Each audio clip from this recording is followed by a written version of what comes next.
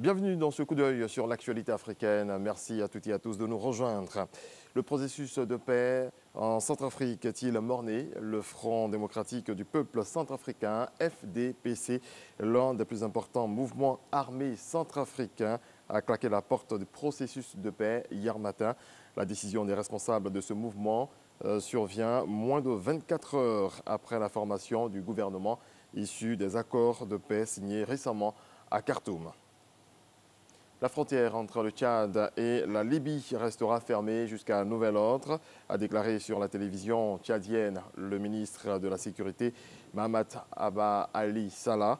Il a annoncé cette décision depuis Bougoudi, une localité située dans le nord-ouest du Tchad, où il était en déplacement un mois après l'intrusion d'une colonne rebelle venue du sud libyen.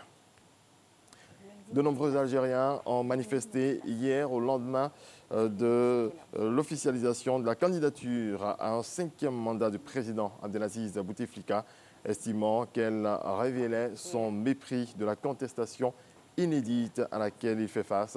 La colère s'est exprimée dans la nuit immédiatement après l'annonce du dépôt de son dossier de candidature. De nombreux jeunes Algériens sont descendus dans la rue sans incident majeur à Alger et de nombreuses villes du pays. Toujours en Algérie, une présentatrice du journal de la télévision publique algérienne a démissionné, furieuse de s'être vue remettre à la dernière minute une déclaration écrite du président Abdelaziz Bouteflika dont elle a dû donner lecture à l'antenne. Selon un de ses collègues, cette déclaration confirmait notamment sa candidature à un 5e mandat malgré la contestation massive. En Tanzanie, la police a arrêté 65 guérisseurs traditionnels soupçonnés d'être à l'origine de meurtres rituels barbares d'enfants dans le sud-est et le nord du pays. Les arrestations ont eu lieu après les meurtres d'au moins 10 enfants dans la région de Njombe et d'autres incidents similaires dans le nord de la région Simiyu fin janvier.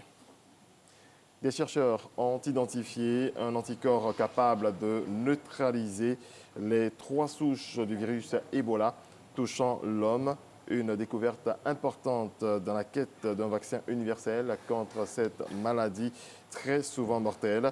Cet anticorps a été trouvé chez un survivant de la plus grave épidémie d'Ebola à ce jour, qui a fait plus de 11 000 morts en Afrique de l'Ouest entre 2013 et 2016.